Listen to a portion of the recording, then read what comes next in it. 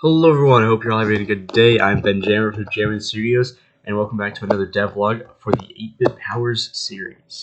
And today we'll be talking about the character attacks, the check health, and the see health function that I have created to update and reach our goal of shrinking this down to the little amount of code as possible.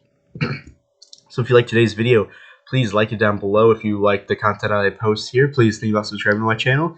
And if you have any comments, questions, or concerns about anything I do here or that you would like to see, please leave them down below in the description. Let's just get started. In the first one, I'm going to be talking about character attacks. Now, this is a very simple one. It's really nothing much to just see, but it's kind of like the same thing as the movement operations, as this is also the main function for all the characters to actually attack. So in the exact same spot where movement operations is, one below is the character attacks, where it just sends in their name whenever it's their turn. And they have their 3 attacks that they can do, those 3 buttons that are on the right side of the screen, which I will show later. And also with this, I, at the original spot, created 3 buttons for each character. Now these 3 buttons had their own individual things that they did. So one button would be for the action 1 for Blue Swordsman, the action 2 for Blue Swordsman, and the action 3 for Blue Swordsman.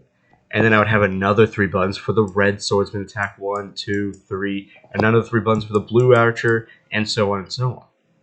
Now I only have 3 buttons, 1 for each attack. These are universal between all of these characters. 3 buttons for all characters. That's the more impressive part of this function, not this coding. I shrunk down so much code because of this character attacks thing and only combining it to 3 buttons. That was major. The next thing that's really important is the check health and the see health functions.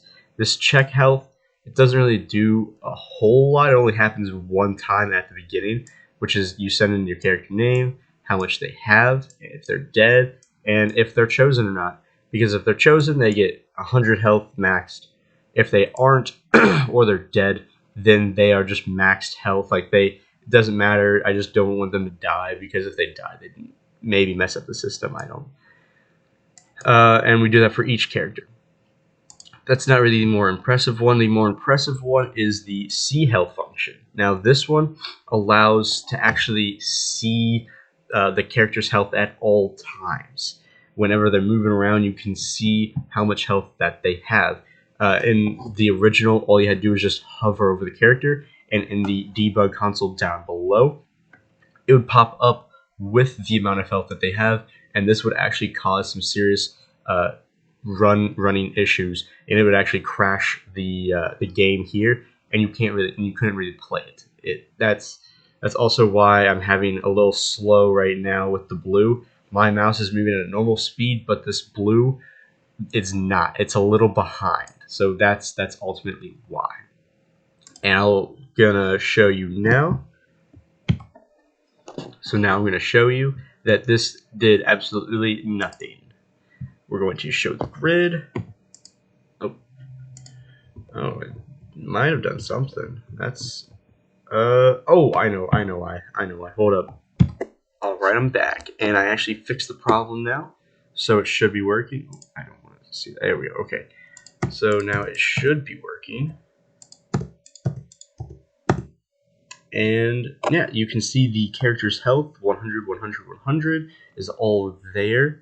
If we go ahead and move our swordsman, we're going to rush our archer, and his health actually does update to 90.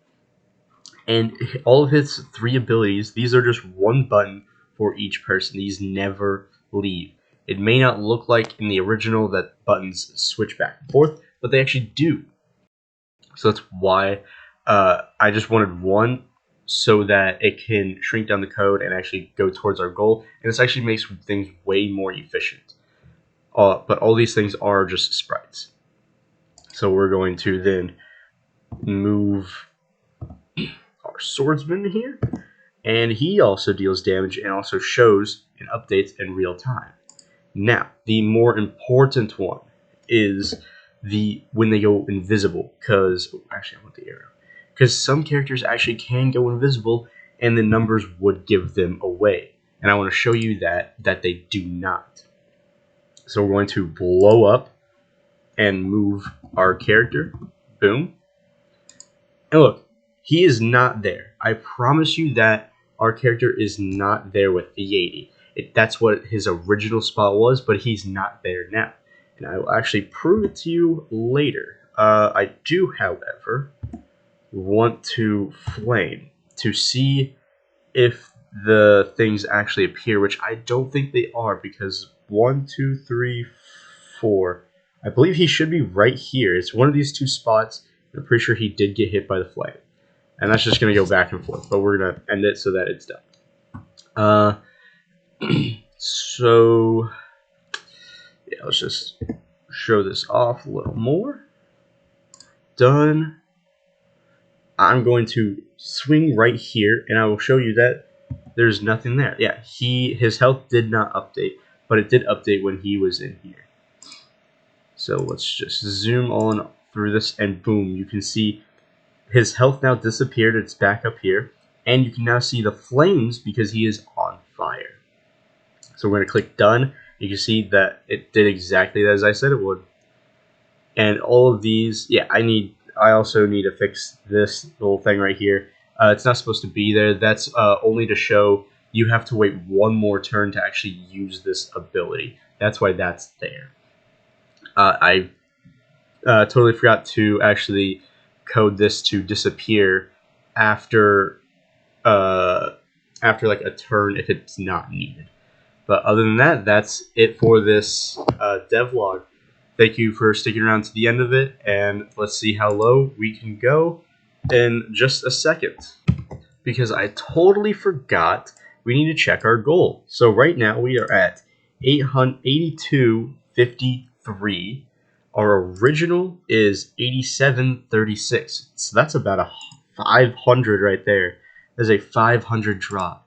And if we also go to my YouTube channel, we can go here, operations, and see how low we got last time. This one?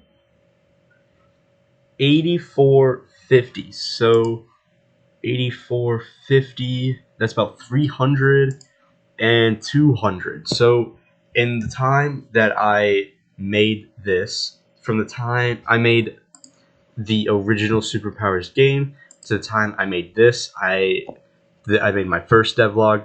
That was about 300 lines of code gone. Then from the devlog number 1 to devlog number 2, that was about a 200 drop. So I would say the progress on this is doing pretty well for itself. There's still a lot of things I actually need to do to say that, okay, this is now complete. This is the lowest we can go. And that would be the special button here.